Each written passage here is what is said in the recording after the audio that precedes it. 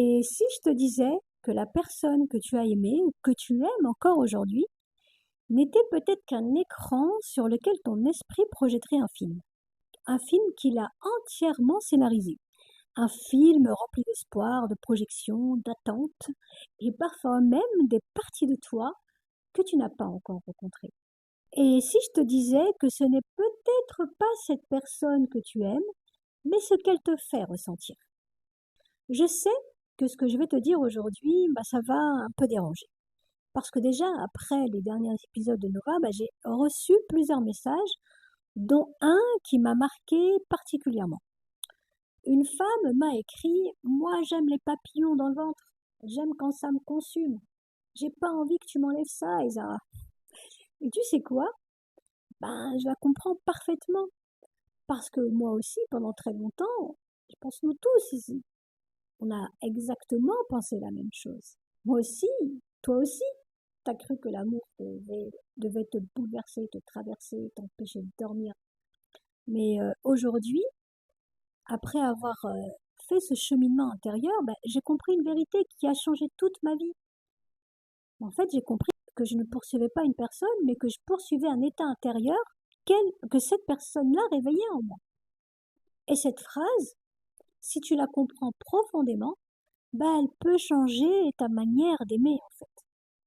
Alors, je m'appelle Ezara Ayam, je suis architecte de la transformation et j'accompagne des femmes, des entrepreneurs, des bâtisseurs, des dirigeants qui se sentent épuisés, bloqués ou déconnectés d'eux-mêmes, à retrouver leur puissance et leur alignement intérieur.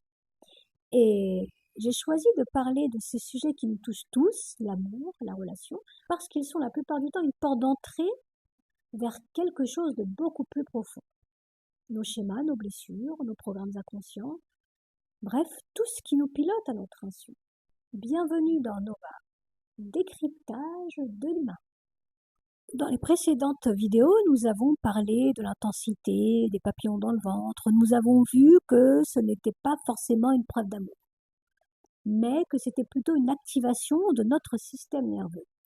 Et aujourd'hui, j'aimerais qu'on aille encore plus loin, parce qu'une autre question mérite d'être posée. Et si parfois nous n'étions pas amoureux de la personne, mais de ce qu'elle nous fait ressentir? L'anthropologue Helen Fisher a passé plus de 30 ans à étudier le cerveau amoureux. Ce qu'elle a découvert est fascinant.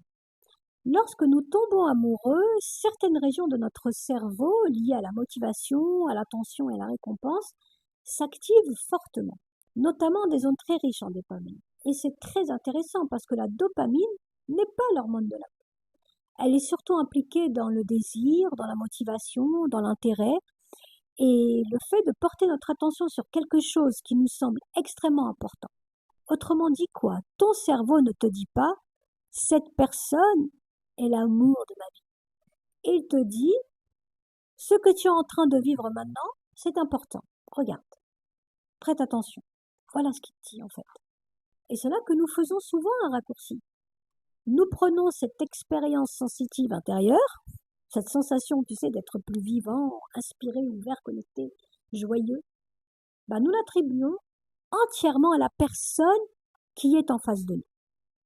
On se dit, tiens, si je me sens comme ça, c'est forcément lui, c'est forcément elle, si je ressens tout ça. Alors qu'ici, une autre hypothèse est possible. Peut-être que cette personne est simplement venue réveiller quelque chose qui existait déjà en toi. Et la neurobiologiste Lucie Vincent explique quelque chose à ce sujet. Au début de l'état amoureux, notre cerveau fonctionne différemment. Certaines zones impliquées dans le jugement critique deviennent moins actives. En d'autres termes, nous voyons moins clair. Nous idéalisons davantage. Nous projetons davantage. Nous interprétons davantage. Et c'est profondément humain. Parce que notre cerveau ne tombe pas amoureux d'une personne pour ce qu'elle est. Il tombe aussi amoureux de ce qu'il imagine, de ce qu'il espère, de ce qu'il ressent. Et c'est peut-être pour ça qu'on a parfois cette impression étrange de connaître quelqu'un depuis toujours. Vous avez tous ressenti ça, cette sensation d'évidence, de connexion exceptionnelle. Alors qu'en réalité, Mais en fait, une partie de ce lien est peut-être en train de se construire à l'intérieur de nous, de notre imaginaire. Et c'est là que précisément Carl Jung apporte un éclairage. Il disait que ce qui nous attire de manière presque magnétique chez quelqu'un n'était pas toujours cette personne elle-même. C'est souvent une partie de nous-mêmes que nous n'avons pas encore reconnue ou osé incarner, qu'on aime chez l'autre. Regarde un peu les personnes pour lesquelles tu es fasciné. Qu'est-ce qui te fascine chez elles? Leur liberté, leur puissance, leur audace.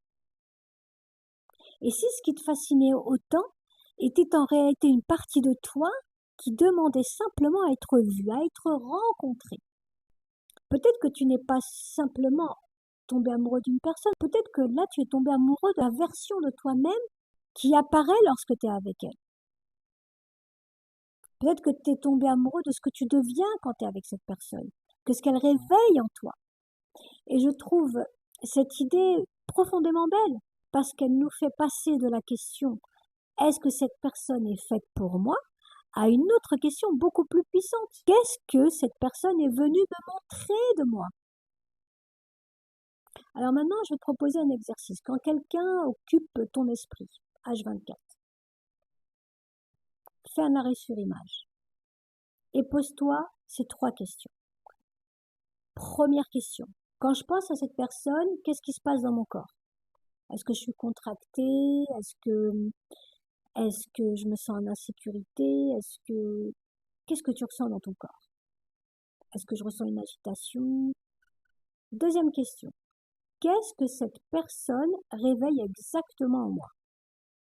De la joie, de l'importance, de l'anxiété, du désir? Troisième question. Et si cette personne cessait de me faire ressentir cette intensité demain matin? Si ces papillons dans le ventre disparaissaient, comment je me sentirais? Qu'est-ce qui se passerait à l'intérieur de moi? Alors si une petite lumière est en train de s'allumer en toi, peut-être que là, pour la première fois, tu comprends quelque chose de fondamental. Peut-être que tu comprends que tu n'étais pas attaché à une personne, mais peut-être que tu comprends que tu étais attaché à ce qu'elle te fait ressentir. Et je trouve ça tellement puissant, tellement conscient, en fait, parce qu'elle nous amène à voir la, la relation, la rencontre d'une manière complètement différente. Et c'est précisément là que commence la liberté. Parce que lorsque tu comprends ça, lorsque tu comprends que tu es plutôt accro aux sensations plutôt qu'à la personne, eh ben alors tout change. Tu arrêtes progressivement de croire que l'autre détient les clés de ton bonheur. Et tu commences à te demander enfin comment est-ce que je peux me rencontrer moi-même? Comment est-ce que je peux me rencontrer moi-même? Et peut-être que l'amour, c'est ça. C'est pas seulement une rencontre avec quelqu'un, mais peut-être que l'amour, c'est aussi une rencontre avec des parties oubliées de toi, de nous-mêmes, en fait. Et je trouve ça tellement puissant. Alors, si cette vidéo a allumé une lumière en toi, bah viens me le partager en commentaire. J'adore lire vos histoires. Et partage cette vidéo à quelqu'un qui aurait besoin d'entendre ça. Pense à t'abonner et activer la cloche pour ne manquer aucune vidéo de Nova Décryptage de l'humain.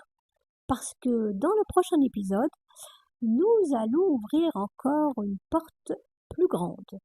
Nous allons parler de tout ce qui nous pilote à notre insu, de nos programmes, de nos mémoires, de ces histoires invisibles que nous portons parfois sans le savoir.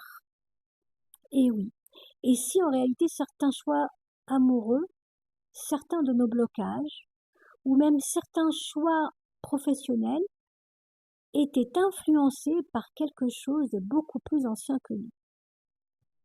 Et si certaines de nos histoires n'avaient pas commencé qu'avec nous. Alors, je te dis à très bientôt. Nova continue.